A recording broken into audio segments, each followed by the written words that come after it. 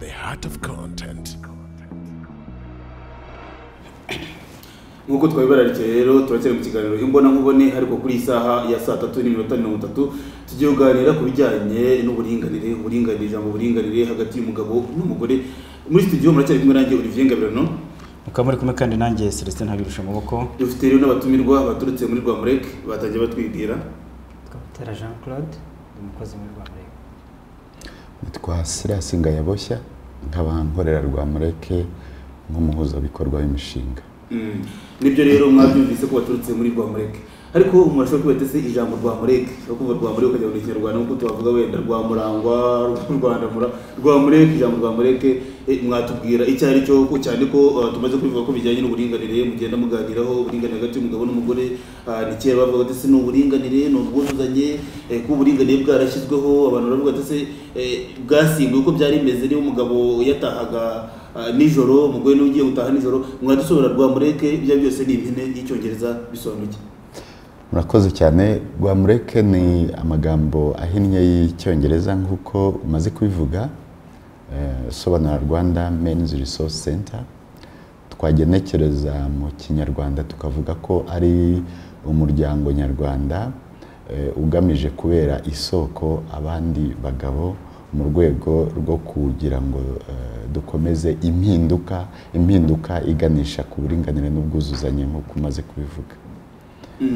Hanyuma Rwamurek hari n'indi miryango mu Rwanda ishinzwe kuvuga ku bintu by'uburinganire, tujya ngo wenda bitandukanye n'iza profile twese hamwe nazo zivuga ku buringanire. Nka Rwamurek mutandukanye gute n'iyo miryango? Ni ukuvuga muri make intego yanyu ni iyi, kuko ujya kujyaho hari intego yari afite, ariko mutubwire mwagiyeho muhe mwaka intego yanyu yari yihe mu buryo buvunaguye? Rwamurek nk'uko bivuze hari indi miryango myinshi yatezaga imbere uburinganire n'ubwuzuzanye ndetse ikumira inarwanya ihohoterwa rishingiye ku gitsina. Iyo rero umwihariko wayo navuga ko ushingiye nko ku mpamvu enye. Icya mbere ni uko hari imibare yakomezaga izamuka, navuga igaragaza ko abagabo aribo benshi bakora ihohoterwa rishingiye ku gitsina.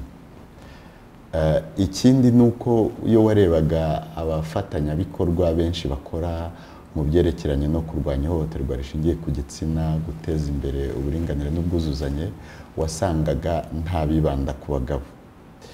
Icya gatatu ni uko imico cyangwa se imitoreze cyangwa se uko abana barerwaga kurinda babaye bakuru, wasangaga harimo byinshi bisa naho bishishikariza umugabo kuba yahohotera. Tubyita imyifatire cyangwa imyitwarire itozwa abana b'abahungu kugeza babaye abagabo ibaganisha ku ihohotera. Iya kane rero ikaba nyine ari uko byakunze kugaragara ko iyo abagabo bahindukaga mu ngo zitandukanye byabaga ikintu cyiza kiganisha ku mibereho myiza y'urwo rugo ndetse n'aharukikije. Umwihariko rero wa Rwamurek ni uko yo ikoresha uburyo twita mu rurimi rw'amahanga men engage approach, uburyo bushishikariza abagabo kubigiramo uruhare. Ndetse niyo mwumvise ngo Rwanda Men's Resource Center nyine ni isoko, ni ukubera isoko abagabo kugira ngo bagere ku bandi bagabo, cyane cyane mu rwego rwo gushishikariza abagabo muri rusange guhindura ya myifatire n'imyitwarire n'imigenzereze isa naho iganisha ku ihohotera rishingiye ku gitsina. Ntabwo birumvikanye neza ko Rwamurek ahanini ishishikariza abagabo kumva ko nabo ubwabo bagomba gushishikariza bagenzi babo ko bagira uruhare mu bijyanye n'uburinganire, atari kwiherera abagore gusa hagati yabo. Claude ngira ngo iyo tuvuze kuba uburinganire bwarashyizweho naho bigeze muri iyi minsi, ibyo byose hari icyahindutse, byabihindurwa wenda bigabanuka cyangwa se bijya imbere. Muratubwira mushingiye ku byo mubona kuva Rwamurek yajyaho mubona byahinduye iki ku bijya bisanzwe by'uburinganire? Murakoze. Hari ibimaze guhinduka byinshi, aho nk'uko mugenzi wanjye amaze kubivuga, aho abagabo bamaze gusobanukirwa ko ihame ry'uburinganire n'ubwuzuzanye hagati y'abagabo n'abagore ari ikintu cyiza, usibye kuba ari politike igihugu cyacu biri mu itegeko nshinga ndetse no mu nzego zitandukanye bikaba bitezwa imbere ndetse binafasha kuzamura imibereho myiza y'ingo, aho umugabo iyo yumvise ko kuba umugore we afite uburenganzira bigira ingaruka nziza ku bana mu iterambere ry'urugo muri rusange. Rero hari abagabo bamaze kubyumva benshi muri gahunda dufite zitandukanye z'imishinga itandukanye, ndetse bikaba binagira impact mu buryo bufatika muri community cyangwa mu Rwanda muri rusange. Hanyuma Claude, wenda ibyo byose munyaruka hirya no hino mu gihugu mugenda mureba uko abantu babayeho kugira ngo mbe mwavuga ko hari ibyo mwagezeho. Ubusanzwe iyo muri gahunda z'uburinganire mu Rwanda mubona ari izihe nabitagacari cyangwa se mbogamizi mugenda muhura nazo mu gushishikariza abantu gahunda y'uburinganire, cyane ko ijambo abantu bataryumva kimwe, ijambo uburinganire, kuringanira hagati y'umugabo n'umugore, intuza challenge mugenda muhura nazo, imbogamizi? Murakoze. Imbogamizi zikunze kugaragara cyane ni umuco ushingiye ku burere tuba twarahawe tukiri bato, abana b'abahungu ndetse n'abana b'abakobwa. Uwo muco ukadutoza imyitwarire ya kigabo, akenshi ikaba ishobora kubangamira ishyirwa mu bikorwa ry'ihame ry'uburinganire n'ubwuzuzanye. Ibyo niyo mbogamizi ya mbere ikunze kubaho, aho abantu urabizi ko impinduka itwara igihe kinini, bigatuma abantu batabyakira neza ndetse ntibitange umusaruro wihuse kubera bya bindi twatojwe tukiri abana bato, ari nabyo dukomezanya tugeze mu ngo zacu nk'abagabo n'abagore. Ariko mugaragaje ko umuco ushobora kuba imbogamizi, ahubwo urumva niba ubwo bwuzuzanye uko buvugwa cyangwa se uburinganire bamwe babyumva mu buryo butandukanye nk'uko mubivuze, umuco ubaye ikibazo nticyaba ari ikindi kibazo ahubwo kirenze. Ngira ngo gahunda ishobora kuzaho ishimangira umuco nyarwanda, ubwo bwuzuzanye bukagerwaho ariko bishimangira wa muco. Niba bigiye guca umuco se nticyaba ari ikindi kibazo. Bivuze ngo uburinganire burahari ariko ntukwiye umuco. Umuco ari imbogamizi ku buringanire, kandi umuco utavaho bikora n'ibitimo bikoresha gute ku buryo bikorana nta kibangamiye ikindi. Ku bwanjye ngira ngo nanavuga ko hari umuco mubi, hari n'umuco mwiza, kuko umuco ariko ngira ngo umuco mubi wo ntawo ushyigikira, mo tugomba kugumana umuco utuganisha ahantu heza, utuganisha ku iterambere, utuganisha kugira uruhare, utuma buri muntu agira uruhare rwose ashobora kugira ngo iterambere ribeho, ryaba iry'umuryango cyangwa se ryaba iry'igihugu muri rusange. Umuco rero akenshi usanga atari umuco nk'uriya duhabwa cyangwa se duhabwa imirongo ngenderwaho n'ikigo cy'igihugu cyangwa se inteko y'ururimi n'umuco, ahubwo usanga ari umuco n'ibisobanura abantu bakunze kuwuha ariko baganisha ku byo navuga bishakiye. Icyo nshaka kuvuga ni uko umwana aravuka, akavuka ari umuhungu, undi akavuka ari umukobwa, ibyo nta n'icyo bitwaye. Ariko ikibazo nk'uko Claude yabivugaga kiba noneho muri ka gaciro bya bindi wa mwana bamubwira ko atagomba gukora cyangwa se ibyo agomba gukora kuko ari uw'igitsina gabo cyangwa se kuko ari uw'igitsina gore, muri nuko agomba kwitwara, nuko agomba kwifata. Ugasanga noneho ya myifatire, ugasanga mu bahungu hari imyifatire myinshi dushobora no kuvuga ku ngero bamutoza bakanamubwira ko ari umuco, kandi wa muco wagenda muri biriya bitabo batangiye bandika ugasanga ibyo bintu nta birimo ariko bakabyita umuco. Ugasanga rero ni imyumvire kurusha uko byaba umuco.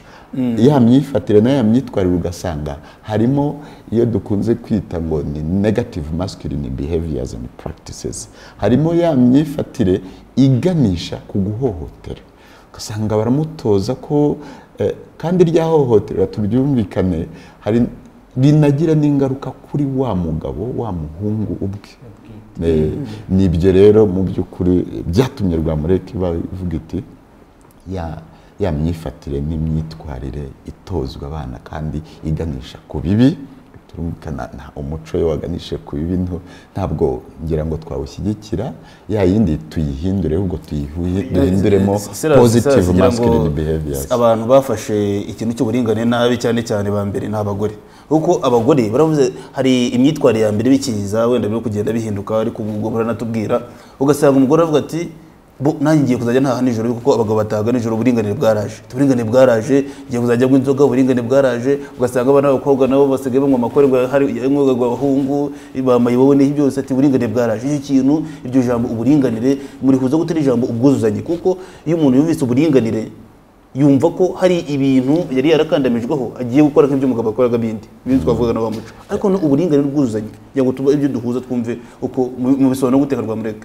Ngira ngo wenda tubanze dukosore ntituvuge ngo abantu bafashe nabo uburinganire n'ubwuzuzanye n'abagore, icyo gihe twaba dufashe umwanzuro kandi wenda tudafite byinshi bifatika bitujyana kuri uwo mwanzuro. Hari ababyitwazaga. Nibyo koko abafashe abantu bashobora gufata nabi uburinganire n'ubwuzuzanye, ariko ikintu cyo kigaragara ni uko bataba babonye ayo makuru. Akaba ari nayo mpamvu ngira ngo imiryango nk'iyi igenda ibaho kugira ngo itange ayo makuru. Ubundi uburinganire n'ubwuzuzanye ngira ngo ni ikintu kinoroshye cyane. Ni ukuvuga ngo kuva umuntu avuka ari umuntu, hari uburenganzira afite bujyanye na cya cyubahiro cya muntu. Uwo muntu rero ntabwo agomba kububuzwa n'uko yavutse ari uw'igitsina gabo cyangwa ari uw'igitsina gore. Ni ukuvuga imbere y'amategeko, imbere y'amahirwe atangwa, abantu bagombye kuringanira hatitawe ngo uyu arabuzwa uburenganzira kuko ari igitsina gore, uriya arabuzwa uburenganzira kuko ari igitsina gabo. Ibyo rero byagiye biba, nubwo biri mu masezerano mpuzamahanga yasinywe mu 1948, nubwo biri muri za konvansiyo zitandukanye, ariko byagiye bigaragara ko ya myumvire igendayo muri practice cyangwa se mu mikorere itaganisha kuri bwa buringanire bwifuzwa kugira ngo na rya terambere bose barigiremo uruhare. Hanyuma rero ubwuzuzanye bwo tubyoroheje twavuga ko wa mugabo na wa mugore hari n'itandukaniro bafite. Umwe afite ibyo ashoboye kurusha undi afite inshingano karemano, ariko muri za nshingano karemano, muri za mbaraga buri umwe afite zishobora kuba zitameze zitangana cyangwa zitandukanye hagati yabo, ni gute za mbaraga zigendana, aho kugira ngo ahubwo zibagongeshe umwe atsikamira undi yumve ko ari hasi. Ni gute za mbaraga zigendana kugira ngo bose bagane ku iterambere, bagane ku mibanire myiza. Ni ukuzuzanya muri bwa buzima bwa buri munsi, haba mu nshingano karemano, haba ndetse no mu mirimo ya buri munsi. Ryagabana ry'imirimo rigashingira ku ushoboye iki kurusha undi, bakagenda buzuzanya. Kuzuzanya rero n'uburinganire mu by'ukuri ntabwo ari kuvuga ngo nanjye ndataha ijoro, kuko ubundi nta n'uwakagombye gutaha ijoro nta n'icyo ari gukora. Ubundi nta n'uwagombye kwemererwa gutaha ijoro nta kintu yari arimo akora kiri bwunguke. Nta n'uwagombye kubibuzwa gutaha ijoro niba akora nka hano kuri televiziyo ataha saa 7, nta wagombye kubibuzwa kuko ari igitsina gore cyangwa se ari igitsina gabo. Ariko kugira ngo cyo mugenzi ngiro yashatse kwibandaho cyane cyangwa kugarukaho, urebye ikijyanye hari n'imigani mu Kinyarwanda iriho, nta mukokazi w'ikisake hari, bamwe bakagendera kuri iyo migani. Abagore impamvu yibanze ku bagore, bamwe mu bagore bahita babyuriraho. Ngira ngo hari bamwe muhanze aha muragenda muraza no kutubwira uturere muzenguruka, hari na bamwe ejo bundi arigiye twize kuvuga kuri Rwamureke tuganira n'abantu ngo burya abagabo natwe twaje kurenganurwa ngo twibutswe se. Bamwe bishyiramo ko umugabo nta mugabo wundi wakagombye kurenganurwa, bakavuga ngo mubikurikirana muti ngo umugore barajya kuri brigade yegeranye ikibazo n'umugabo ngo yatangira kwiriza bamwe bakakwazamo amarangamutima ngo ubugarira bangwa muri baba hafi cyane, yahagira ngo umugabo yandembeje. Ugasanga muderi ngiraho mwagiye mujya mu turere dutandukanye, musanga nubwo mwagarutse ku mbogamizi zirimo umuco n'ibindi bitandukanye, ariko twibande turebe mumaze kujya muri uturere tungahe ese koko musanga abo bagore nabo bari mu makosa ahubwo barenganya abagabo ngo abagabo basigaye bahohoterwa ahubwo tugire niba n'abagabo murengana mukorera ubuvugizi cyangwa mukarushaho gusobanura nge navuga ko n'abagabo twaje kubarenganura aho ndavuga ko nk'uko nabivuze mu kanya ya myifatire n'imyitwarire yemerwa nk'iya kigabo ahenshi uzasanga igira n'ingaruka mbi ku bagabo ubwabo. Ubwo rero nitubafasha kuyihindura nabo tuzaba tubarenganiye, ariko mu by'ukuri icyo tureba ni n'ahakiri ikibazo cyane. Igira ingaruka ku bagabo ubwabo, ariko igira n'ingaruka ku bagore, abana ndetse no ku muryango mugari. Ubwo rero uwavuze gutyo ngo n'abagabo twarabarenganuye, mu by'ukuri jewe nakemeranwa nawe, kuko iyo wahinduye ya myifatire iri harmful kuri wowe nawe ubwawe uba navuga ubohotse. Hanyuma ku byerekeranye n'uturere dukoreramo, ngira ngo ubu tumaze kugera mu turere 16, ariko birumvikana ko akarere ni kanini, dufite imishinga 10 kugeza ubu. Ngira ngo sinzi niba wenda ndi naza kubasa intara y'amajyepfo yose, biterwa n'imishinga. Intara y'amajyepfo yose, uturere twose dufitemo umushinga cyane cyane wibanda ku guteza imbere ubushobozi bw'ubukungu bw'abagore, abagabo babigizemo uruhare. Ni ukuvuga gushishikariza abagabo gufatanya n'abagore mu rwego rwo guteza imbere ubukungu bw'umugore, kuko murabizi ko ubukene, iyo harebwa imibare y'ubukene, hagaragara ko ubukene bwibanze cyane mu bagore kurusha abagabo. Dufite imishinga ikorera mu mashuri. Dufite umushinga ukorera amashuri 41, 21 yo mu Bugesera, 20 yo muri Gatsibo. Uwo mushinga dufite n'undi ukorera amashuri 3 yo mu karere ka Nyaruguru. Dufite n'undi ukorera amashuri 5 harimo 2, n'imishinga myinshi mu by'ukuri ikorera muri utwo turere. Rero biterwa n'umushinga ukorera muri ako karere. Icyo navuga nuko iyo urebye mu by'ukuri usanga ikibazo kiracyahari. N'abagabo ntitwemera ko, ntituhakana ko nta bagabo bahari bakorerwa ihohoterwa, ariko ikigaragara nuko imibare myinshi y'abakorerwa ihohoterwa rishingiye ku gitsina iracyari mu bagore cyane. Kandi abenshi hari nabo bakunze no kuza ku biro byacu batubwira bati tibyumvikana ukuntu jewe nabuzwa uburenganzira kandi ndi umugabo. No kuvuga hari bya bindi yakuze abwirwa ko abyemerewe nk'umugabo, harimo n'ibitari bigeze. Noneho dukunze kubyita ngo male privileges. Ugasanga hari na privileges cyangwa se sinzi uko nabyita mu Kinyarwanda. Umugabo wa muco nuko bawusobanura hariya, wamuhaye mushyira hejuru, ukamuha ububasha, ukamuha kuyobora, ukamuha gufata ibyemezo nta wabajije, ariko ugasanga muri bya byemezo harimo n'ibibi. Ibyo rero si ibintu wenda twashishikariza abantu gukomeza, nibyo duharanira ko byahinduka. Ukasanga rero noneho yaje kubiburana, kavuga ati jewe nari mfite privileges runaka, none ntazibujijwe, ni gute nazibuzwa? Kandi ugasanga yashakaga gukoresha bwabo basha mu nzira zitarize.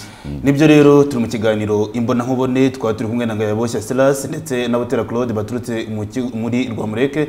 Rwamureke rero akaba nkuko twabivuze akaba ari Rwanda Men's Resource Center. Ni mushinga rero cyangwa se ikigo gishinzwe gushishikariza abagabo kumva ko bagomba kugira uruhare mu buringanire, gushishikariza abagabo bagenzi babo ko uburinganire butari abagore gusa, ahubwo n'abagabo bagomba kubugiramo uruhare.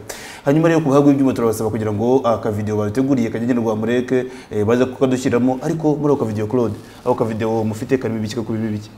Murakoze. Naka video kagaragaza ubuhamya bw'abagabo mu by'ukuri bahindutse.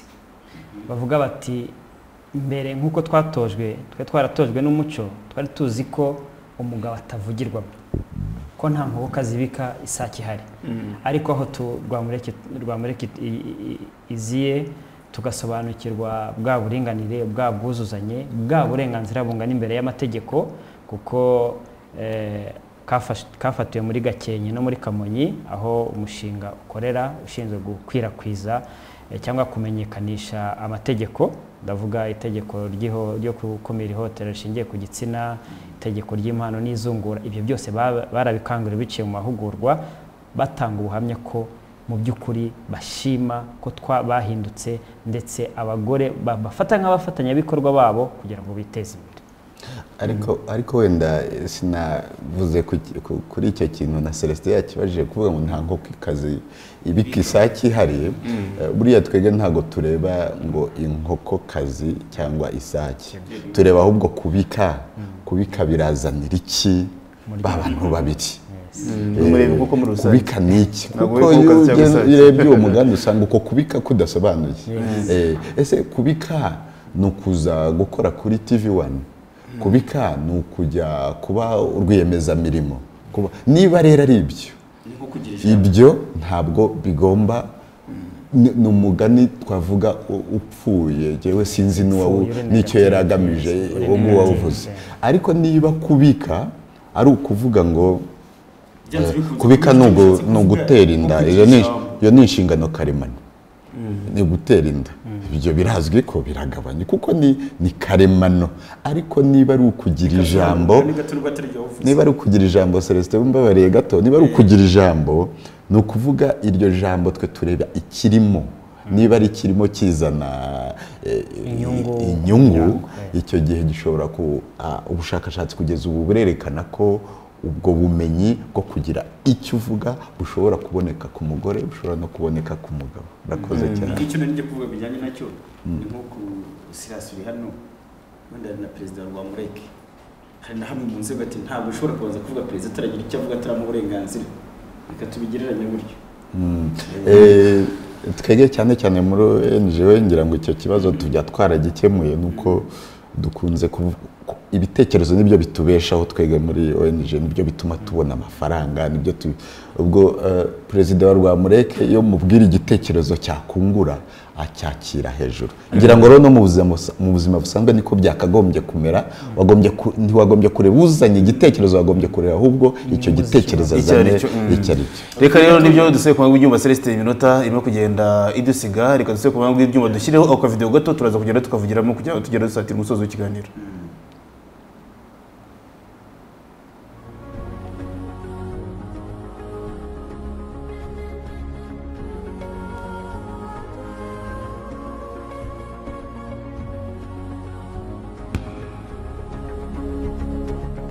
ihohoterwa rishingiye ku gitsina ni imwe mu nzitizi zikomeye zakunze kwigaragaza mu Rwanda mu kubangamira amajyambere arambye. Ibi bituruka kuba abagabo n'abagore batabona kimwe iki kibazo, ariko kandi amategeko y'abashakanye atanga ibisobanuro bifatika mu mibanire yabo ndetse akagena n'inshingano mu mibanire y'umugabo n'umugore. Ihame ry'uburinganire n'ubwuzuzanye hagati y'abagabo n'abagore, abasore n'abakobwa rigomba kubahirizwa na bose, ndetse amategeko n'uburere duhabwa bugomba kwita kuri bose. Rwanda Men's Resource Center Rwamureke ni umuryango w'abagabo baharanira iterambere ry'uburinganire n'ubwuzuzanye hagati y'abagabo n'abagore, binyuze mu guteza imbere imyumvire n'imyitwarire byiza bya kigabo, kurwanya ihohoterwa rishingiye ku gitsina no kurengera uburenganzira bwa muntu. Watangiye gukorera mu Rwanda mu mwaka wa 2006. Ibi Rwamureke bikora binyuze mu mushinga wo gushishikariza abagabo gushimangira no kwirakwiriza amategeko ahana ihohotera rishingiye ku gitsina no kwimakaza ihame ry'uburinganire n'ubwuzuzanye mu Rwanda. Umushinga watangiye mu myaka 3 ishize, kandi watangiye muri rusange usa nkaho wubakira ku bindi bikorwa byari bihari, kubera twangaga yuko ibintu tubicikishiriza hagati, noneho ahubwo tukubakira ku byo twari twamaze gukora mu gihe cyashize. Cyane cyane rero twashakaga nibura ibintu nka 3. Icyambere kwari kugira ngo abaturage basobanukirwe amategeko na za politiki ziriho z'igihugu, noneho bibahe icyerekezo igihugu cyifuza ndetse n'ukuntu nk'abagabo n'abagore bakwitwara cyane cyane mu mibanire yabo yo mu rugo. Icya kabiri ko ari kugira ngo dukore ubukangurambaga, bwa bukangurambaga bufasha abantu guhindura imyumvire n'imyitwarire, bityo bikaganisha aho abagabo n'abagore ahubwo baba bafatanyabikorwa mu kumira ihohoterwa rishingiye ku gitsina. Ku bwa gatatu rero twashakaga abantu b'abakorerabushake kandi babifitemo ubushobozi kugira ngo bazafashe abandi baturage bo mu karere cyangwa se no mu mirenge baturanye, bityo bikaba byafasha yuko umuryango wasobanukiwe wateye intambwe wafasha undi muryango, bityo noneho bikaba byagera no mu midugudu hose. Ni nayo mpamvu ndetse usanga hari abantu bitwa ngo ni imboni, hakaba hari noneho n'abandi bashakanye usanga baragiye bakora nk'intangarugero muri kiriya gikorwa. Bamwe mu bagabo bahawe izi nyigisho ndetse zikabacengera, none bakaba baratangiye kuzicengeza no mu bandi.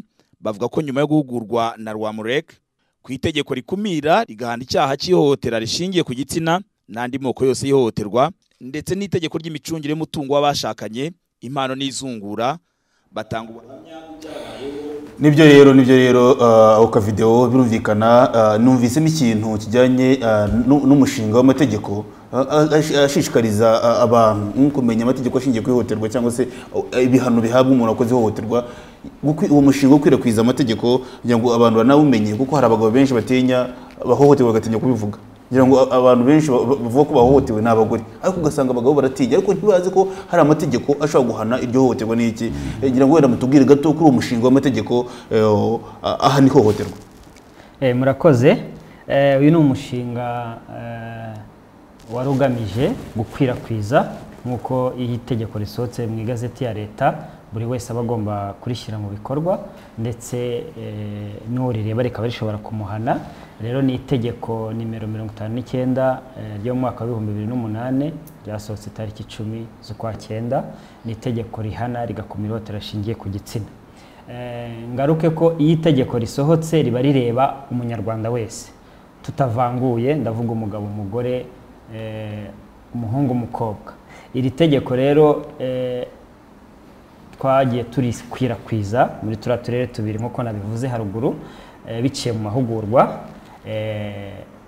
gufasha inzego z'ibanze kurisobanukirwa. Ndavuga abayobozi b'ibanze, abafere social, abashinzwe irangamimerere mu mirenge. Murazi ko bakurikirana cyane ibijyanye n'amategeko, turabibasobanurira, turabibigisha, tugaruka kuri rwa ruhare rw'umugabo, aho guhabwa uburenganzira bungana imbere hagati y'umugabo n'umugore, umwana w'umuhungu n'umukobwa, byagombye gufatwa nk'amahirwe, ahubwo ntibifatwe nka menace cyangwa ikibazo. Muri ayo mahugurwa twagiye dutanga rero niho mubonera ziriya buriya buhamya bufatika, aho abagabo bamenye ko abagore babo mu by'ukuri bafite uburenganzira ku mutungo, bafite uburenganzira ku butaka. Ari nayo mpamvu musanga ubu ibyangombwa by'ubutaka byanditseho 50%, 50%. Ibi bigaragaza rya hame ry'uburinganire n'ubwuzuzanye mu ikoreshwa ry'umutungo muri rusange. Mu magambo make rero nibyo byakozwe, ariko hariho twakoze n'ubuvugizi butandukanye ku mategeko, haba mu nzego z'ibanze, haba mu nzego zitandukanye mu butegetsi bwite bwa leta, kugira ngo abaturage mu by'ukuri basobanukirwe n'aya mategeko, yaba iryo kurwanya ihohotera rishingiye ku gitsina, haba ku bijyanye n'impano n'izungura. Umushinga urakomeje cyangwa ugiye guhagarara? Umushinga urarangiye, ariko hari ibikorwa twamurikiye utu turere tubiri, ko hashyizweho imboni cyangwa mu ndimi z'amahanga twakwita focal points. Izi mboni zahawe imfashanyigisho. Izi mfashanyigisho ni zimwe mu zo bazifashisha mu gukwirakwiza cyangwa gusakaza aya mategeko hariya mu tugari, mu midugudu, mu mirenge, kugira ngo babashe gukemura amakimbirane ashingiye ku mutungo ndetse n'ihohotera muri rusange. nibyo rero arakoze Butera Claude kudusobanura kuri uwo mushinga w'amategeko ahana ihohotera mu Rwanda. Umushinga rero Rwamureke ishyiramo ingufu kugira ngo usobanurire abanyarwanda kumenya ko umuntu ukoze ihohotera abo bashakanye ari ibintu bitari byiza. Tugarutse cyane ugoze ku kintu kijyanye n'umutungo, wenda reka nkibaze Silas, ikintu kijyanye n'umutungo hari igihe imyumvire yo mu muryango nyarwanda kumva ko niba umugabo ahembwa amafaranga make ku y'umugore ibyo ari agasuzuguro, kumva ko umugore akurusha amafaranga menshi. Iyo mukuru ubushakashatsi bwanyu kumvikanisha abantu bijyanye n'imitungo, icyo kintu cyo ukomoze cyane ku kintu cy'umutungo mubivugaho iki? Mu minota 2 dusigaye. Ngira ngo ni ikintu nyine kishingiye muri ya myumvire n'ibyo umuntu yatojwe nuko yabwiwe, si n'icyo gusa ahubwo biganisha n'ahantu henshi. Hari n'inama iherutse kuba icuruzwa ry'abantu, usanga nabyo bifite uruhare ku buryo anakura anabwirwa ati wowe ni wowe ugomba kuzashaka amafaranga, ni wowe ugomba kuyagira kandi ugomba gukoresha uburyo bwose bushoboka kugira ngo ayo mafaranga uyabone kuko ni wowe ugomba kuyagira. Ibyo byose rero ugasanga ni imyumvire mu by'ukuri, ariko ikizwi cyo kandi gifatika cyavuye no mu bushakashatsi nuko gushakisha amafaranga n'ubushobozi bwo kuyashakisha umugore ashobora kubigira n'umugabo ashobora kubigira. Ubwo rero niba ya myumvire yabo izamutse ikaba igeraho bumva niba ufite amafaranga menshi ari umugore, ya mikoreshereze yayo babifatanyamo bate, cyane cyane ko usanga n'abo bantu baba barasinye amasezerano y'ivangamutungo, ariko ukumva n'ubundi baracyavuga bati ariya ntayanjye ubwo yayagize azansuzugura. Urumva wa mugore niba afite iyo myumvire nyine nawe ariko yatojwe ashobora gusuzugura umugabo kuko afite amafaranga menshi. Niba umugabo nawe ari uyafite azavuga ati no kugira ngo nyamutungishe icare. Iyo yose ni imyumvire tugomba gukoraho, ariko ahantu hose tugenda tunyura mu by'ukuri ibyo bibazo turabiganira kandi mu bo twahuye bahindura iyo myumvire. Olivier, dore ko bagiye gusoza tumwe tugiye kubagabanya kugira ngo dusoza umusozo kugira ngo mutange na address aho mukorera cyangwa n'abandi bagize ibitekerezo. Mu gusoza umwe yaba Silas cyangwa se Claude, mu gusoza afate umwanzuro. Ndashaka kumenya hari umugabo byavuzwe mu karere ka Gasabo wihekeraga umwana agaheka umwana agakora ibintu narabikunze cyane mwabisize. Byarabaye debate ziraba abantu barasakuza bati uriya mugabo ni inganzwa, uriya mugabo yararuzwe, uriya mugabo ni igicucu, bamuvuga ibyo mugabo byinshi cyane. Umugabo ukoze nk'ibyo ni inganzwa, umutwe ntiyuzuye. Musoza nawe igisubizo nicyo yatanze. Yavuze ati niba mpeka umwana wanjye nkamuhindurira yiyanduje, ikibazo kiri hehe mu by'ukuri? Nanjye nicyo kibazo. Guheka umwana, gutwita no kubyara byo turabizi ko ari iby'umugore, ariko kurera umwana n'ubushakashatsi bwerekana ko mu gihe umugabo n'umugore batagize uruhare mu kurera wa mwana ashobora kuzagira icyo twakwita full potentials cyangwa se ubushobozi yakagombye kuba yarakuye kuri papa we no kuri mama we, ashobora kububura bikamugiraho ingaruka mu gihe gitaha. Hari rero umushinga nawo dufite ukora specifically kuri icyo kintu, ni ukuvuga ku bwuzuzanye n'uburinganire ariko bishingiye noneho bireba ku burere bw'umwana, kuko umuntu wese twese turi products cyangwa se turi abo turi bo kubera uburere twahawe. Ibyo birazwi ko n'inyamaswa basigaye batwereka uburyo bashobora kuzitoza ikintu runaka zikagikora. Natwe rero nidubona uburere bubi, ngira ngo ni nawo mwanzuro, ni nako nasoza mvuga, umwana niba avutse ari umuhungu undi akavuka ari umukobwa, noneho nitubabwire bya bindi bizabafasha kugira ejo hazaza heza, bizabarinda guhohotera, bizabarinda no kwemera ihohoterwa. Nibyo rero mu by'ukuri guheka umwana wawe cyangwa kumukorera ikindi icyo ari cyo cyose nta kibazo gihe mbibona. Arakoze, mujye mumushyiraho kenshi abera intera. arakoze Silas. Hanyuma Claude nawe amasomo 30 dusatira na address kwibaza gutubona tanye kubona se ko nubwo bavugira abagabo n'ibintu bitandukanye bazo tuza kwenda kubabwira tubwo umuntu yababona ati murakoze. Nuko dusoza nuko abagabo, abagore, abahungu n'abakobwa dufatanyije twakumira ihohotera rishingiye ku gitsina, ko dufite ububasha n'ubushobozi bwo kurikumira kandi bigira ingaruka ku iterambere ryacu ubwacu n'igihugu muri rusange. Rwamureke rero ikorera ku Gisimenti mu nzu bakunze kwita Yusa Plaza muri etaje ya 2, ndetse abashaka ibisobanuro bitandukanye bashobora kureba ku rubuga rwacu wa3rwamureke.org cyangwa mu ndimi z'amahanga ni www.rwamureke.org. telefone ngira ngo jewe umuntu ashobora kunterefona nta kibazo 0788 30 nibyo rero ni nadusura ikiganiro imbona nkubone aho twari kumwe rero na Rwamureke nk'umwabyumvise ni umuryango utegamiye kuri leta uharana gushishikariza abagabo kumva ko nabo bagomba kugira uruhare rukomeye mu buringanire hagati y'umugabo n'umugore. Nibyo rero turabashimiye cyane, twari kumwe na Ngayaboshya Silas ndetse na Butera Claude baturutse muri Rwamureke. Ngiye muri studio nari Olivier Ngabirano, nanjye nkaba nari Celestin Nabisha amaboko, ubifurije gukomeza kugira weekend nziza.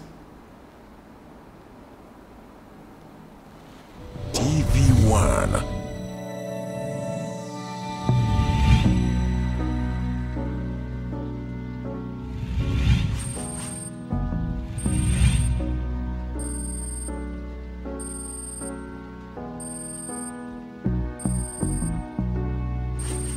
At the heart of content.